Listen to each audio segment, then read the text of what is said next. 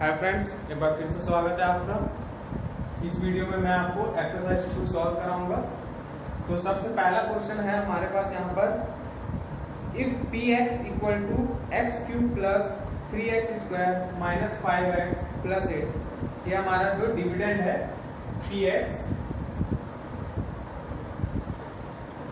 X cube plus 3x square minus 5x plus 8 is divided by the following, then find the remainder with the help of remainder theorem।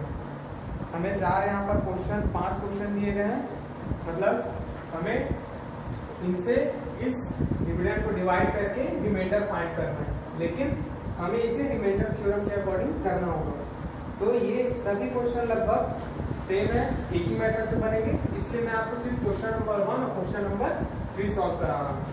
तो इसे बहुत ही systematic way में आप लिखेंगे। जैसे कि यहाँ पर हमारा पहला क्वेश्चन है, चलिए स्टार्ट करते हैं x प्लस 1। तो जब हम x प्लस 1 को हमें x प्लस 1 से इस डिविडेंड को डिवाइड करना है बाय रिमाइंडर थ्योरम। सो सबसे पहले जो आपको गिवन है, आप यहाँ पर देख सकते हैं डिविडेंड और डिविजर। तो यहाँ पर आप जो गिवन डिटेल है उसे आप सबसे पहले यहाँ पर लिख लीजिएगा। मैं सीधे डायरेक्ट आपको सॉल्व करा देता हूँ, लेकिन आप अपने कॉपी में जब इसे लिखेंगे गिवन डिटेल्स को तो ज़्यादा अच्छा होगा। तो यहाँ पर हमारा जो डिविडेंड है px according to the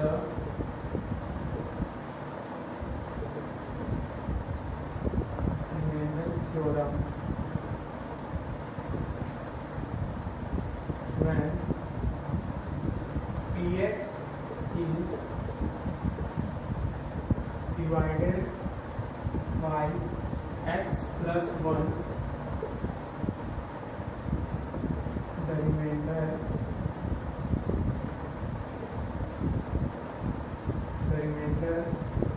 will be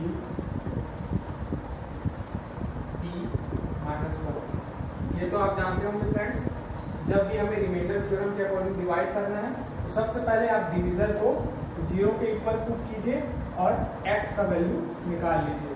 अब उस x के वैल्यू को आप डिविडेंड में यहाँ पर पुट कर दीजिए x के प्लेस में। तो p के प्लेस में जब आप -1 रखेंगे तब आपका रिमाइंडर आएगा, इसलिए p -1 आपका रिमाइंडर होगा। तो यहाँ पर हम p -1 to the power 3 plus 3 -1 का square minus 5 -1 plus 8, this will be -1 and 3 plus 5 plus 8 पर 30 प्लस 3 16 माइनस 15। तो आपका जो रिमाइंडर p -1 आया, तो आप यहाँ पर लिख दीजिएगा रिमाइंडर इज 15। बहुत ही सिस्टमैटिक वे में आपको इसे सॉल्व करना है। अब बढ़ते हैं अगले क्वेश्चन की तरफ। यहाँ पर भी आप ऐसे लिखेंगे, according to the remainder theorem, when px is divided by x plus 2, then the remainder will be p के जगह में आप p के बाद यहाँ पर आप इसे 0 के इक्वल पुट कीजिए। x इक्वल टू -2 हमें यहाँ पर मिला। तो according to the remainder theorem,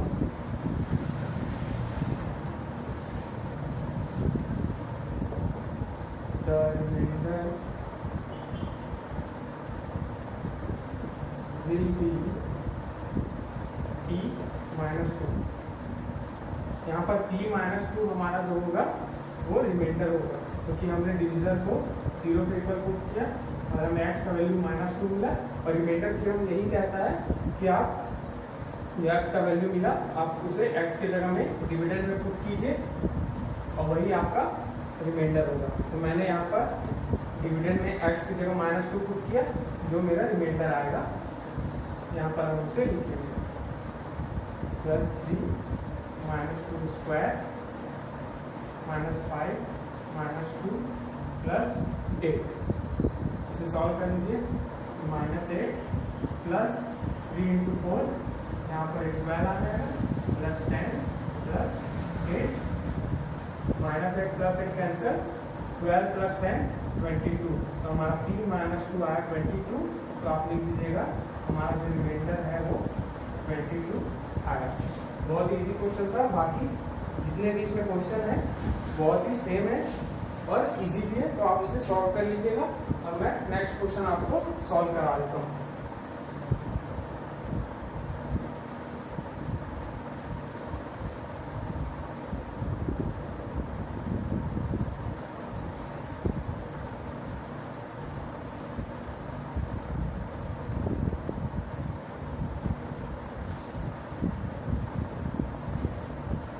देखिए फ्रेंड्स, सेकंड क्वेश्चन में हमें कहा गया है verify whether gx is a factor of px।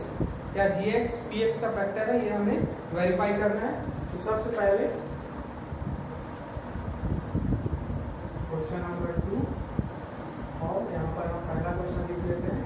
हमारा gx है x माइनस 3 और px है x cube minus 4x square plus x plus 6। देखिए फ्रेंड्स, फैक्टर क्या होता है? अगर मैं कहूँ क्या 2 6 का फैक्टर है, तो आप बिल्कुल कहेंगे कि हाँ 2 6 का फैक्टर है, क्योंकि 2 जो है वो 6 को कंप्लीटली डिवाइड कर सकता है और हमारा रिमाइंडर 0 आएगा। तो कोई भी नंबर अगर दूसरे नंबर को कंप्लीटली डिवाइड करके रिमाइंडर 0 ला देता है तो वो उसका फैक्टर हो जाता है। तो यहाँ पर भी अगर x माइनस 3 से आप px को डिवाइड करेंगे और रिमाइंडर 0 आएगा, तभी ये जो gx है वो px का फैक्टर होगा। ये एक फैक्टर थ्योरम करके आपको बुक में दिया हुआ है। फैक्टर थ्योरम भी यही समझाता है। अगर आप एक पॉलिनोमियल को दूसरे पॉलिनोमियल से डिवाइड करते हैं और आपका रिमाइंडर 0 आता है, तो जो डिवीजन होगा वो इसका फैक्टर होगा। तो अगर मैं x माइनस 3 से इसे डिवाइड करूं और रिमाइंडर मेरा 0 आया, तो x माइनस 3 इसका फैक्टर जरूर होगा। तो चलिए यहाँ पर हम इसे सॉल्व करके देख लेते हैं। और हम यहाँ जो डिवाइड करेंगे वो रिमाइंडर थ्योरम के अकॉर्डिंग डिवाइड करेंगे, क्योंकि हम इसे ऐसे भी डिवाइड कर सकते हैं जो हमने पहले वीडियोस में पढ़ा था, लेकिन हम इसे ऐसे सॉल्व नहीं करेंगे क्योंकि अब हमने रिमाइंडर थ्योरम पढ़ लिया है। तो हम इसे रिमाइंडर थ्योरम के अकॉर्डिंग सॉल्व करेंगे। तो मैं इसे रब कर देता हूँ। तो सबसे पहले यहाँ पर फ्रेंड्स आप लिखिएगा here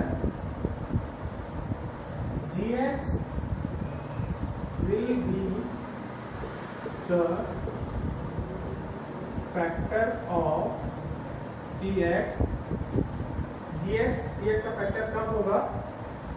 only if p3 equal to 0। अगर p3 0 आ गया तो आपका gx है वो px का फैक्टर हो जाएगा। p3 0 क्यों?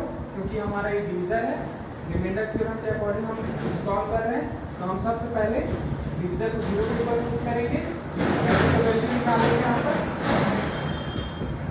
x का वैल्यू निकालने के बाद हमें उसे डिविडेंड में पुट करना होता है। जब मैं उसे x का वैल्यू यहाँ पर 3 पुट करूंगा और अगर मेरा डिविडेंड 0 आ गया और ये जो मेरा p3 होगा वो तो रिमाइंडर होगा रिमाइंडर थ्योरम के अकॉर्डिंग। तो अगर p3 0 आ गया तो मेरा जो gx है वो px का फैक्टर होगा। तो यहाँ पर हमने वही लिखा हियर gx। देखिए आपकी बुक में बहुत ही अच्छे तरीके से इसको लिखा है। एग्जाम्पल में आप देख सकते हैं इसे पेज नंबर 15 में। देखिए एग्जाम्पल नंबर 13 आपको पूछा है क्या x माइनस 2 इस px का फैक्टर है क्या? तो यहाँ पर इसने लिखा है if x minus 2 is a factor of polynomial. अगर x माइनस 2, जैसे यहाँ पर हम देख सकते हैं, अगर x माइनस 3 इसका फैक्टर होगा तो on putting x equal to 2 remainder will be 0। वैसे यहाँ पर अगर ये इसका फैक्टर है तो x इक्वल टू 3, यहाँ पर x इक्वल टू 3 पुट करने से रिमाइंडर क्या आना चाहिए? 0 आना चाहिए। मतलब जो हमारा p3 है वो 0 आएगा, तभी ये gx इसका फैक्टर होगा। तो यहाँ पर हम इसे सॉल्व कर लेते हैं। p3 equal to 3 to the power 3 minus 4 3 square plus 3 plus 6 3 to the 9 3 to the 27 minus 3 3 9 4 36 plus 9, ये आएगा आपका -9 और ये होगा +9, -9 + 9 0। हमारा जो रिमाइंडर आया P3 वो हमारा 0 आया। तो आप लिख सकते हैं, लास्ट में लिख दीजिएगा कि yes gx = x - 3 is a factor of px। ये आप लिखना मत भूलिएगा फ्रेंड्स, ये लिखना बहुत ही जरूरी है क्योंकि हमें क्वेश्चन में पूछा गया है। तो फैक्टर थ्योरम के अकॉर्डिंग हमने और रिमाइंडर थ्योरम का यूज करके इसे सॉल्व किया, इसे डिवाइड किया, डिवीजन को 0 पे इक्वल रखा, x की जगह में 3 रखा और रिमाइंडर हमारा 0 आया, मतलब इसने इसे कंप्लीटली डिवाइड कर दिया। तो ये हमारा इसका फैक्टर जरूर है। अब बढ़ते हैं अगले क्वेश्चन की तरफ।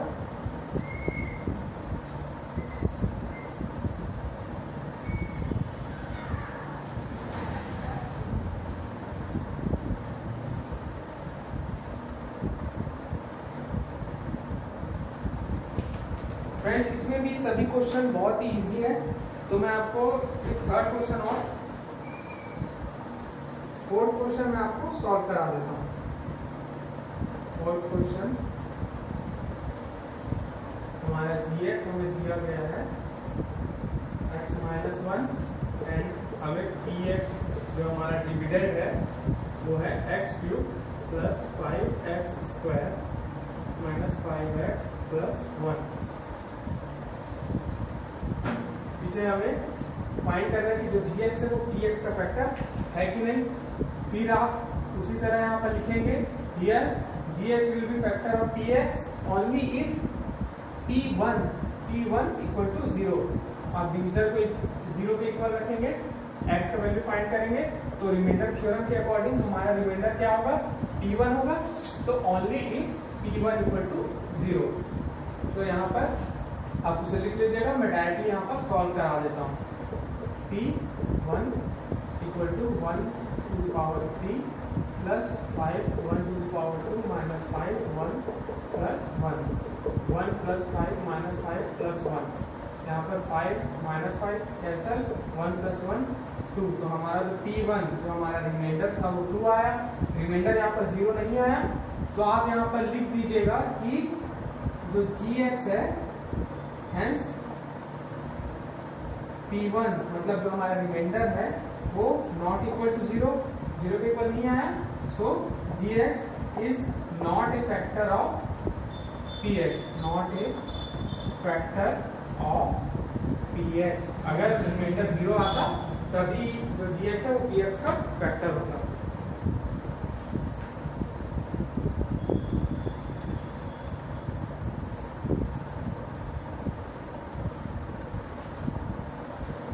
फ्रेंड्स थर्ड क्वेश्चन है हमारा, find the value of a when gx is a factor of px।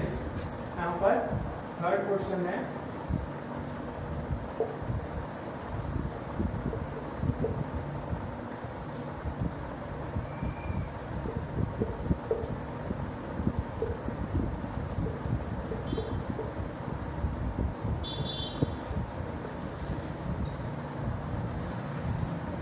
हमें यहाँ पर कहा गया फ्रेंड्स कि जो gx है वो px का फैक्टर है, यानी कि जब आप gx से px को डिवाइड करेंगे तो रिमाइंडर क्या आ रहा है, 0 आ रहा है।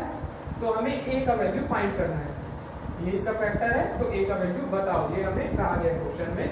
तो हम यहाँ पर जानते हैं कि gx px का फैक्टर है, यानी कि अगर हम इसे डिवाइड करें रिमाइंडर थ्योरम के अकॉर्डिंग तो x + 1 को हम 0 पुट करेंगे, x का वैल्यू क्या है -1। इसका मतलब if it is given that, आप यहाँ पर लिख सकते हैं it is given that gx is a, चलिए मैं यहाँ पर लिख के बता देता हूँ, it is given that gx is a factor of px। हमें दिया गया कि gx px का फैक्टर है, which means p - 1 = 0। ये इसका फैक्टर है, मतलब इसको कंप्लीटली डिवाइड करेगा, मतलब आप x + 1 से इसे डिवाइड करेंगे, x का वैल्यू -1 रखकर रिमाइंडर 0 आएगा। रिमाइंडर थ्योरम के अकॉर्डिंग हमने किया, तो हम इसी को आगे सॉल्व करते हैं।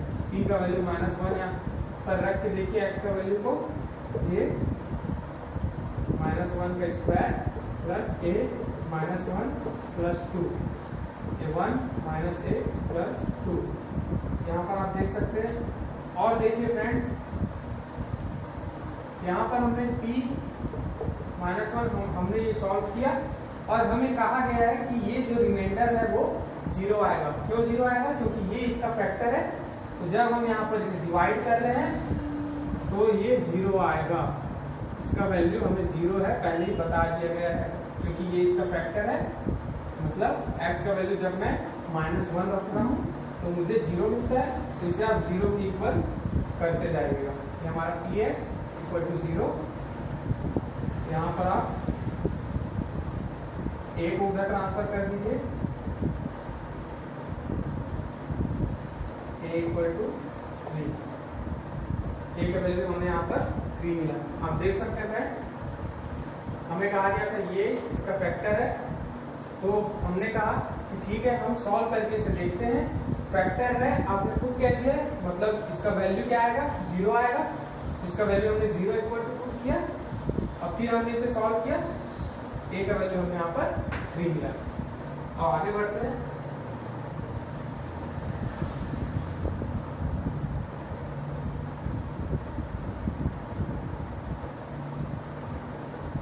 इसी में क्वेश्चन नंबर 3 सॉरी फ्रेंड्स,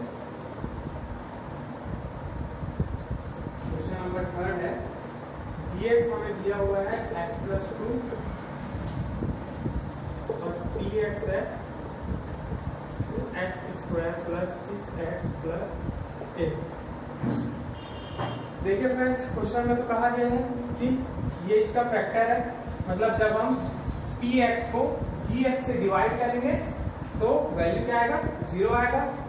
और हम इसे यहाँ पर आप फिर से लिख दीजिएगा, since we know that gx is a factor of px, then on dividing the px by gx the remainder will be 0, the remainder will be 0। और हम कैसे डिवाइड करते हैं?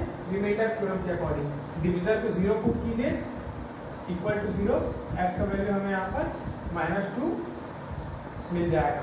मतलब जो हमारा रिमाइंडर होगा वो -2 होगा। तो यहाँ पर आप जहाँ जहाँ वो x है वहाँ -2 पुट करते जाइए। और ये हमारा इसका वैल्यू 0 हमें पहले ही पता है, क्योंकि ये इसका फैक्टर है, तो रिमाइंडर ऑफ कोर्स 0 आएगा। और ये जो है हमारा वो रिमाइंडर है, रिमाइंडर थ्योरम के अकॉर्डिंग ये जो हमारा है वो रिमाइंडर है। तो इसे सॉल्व कर लीजिए।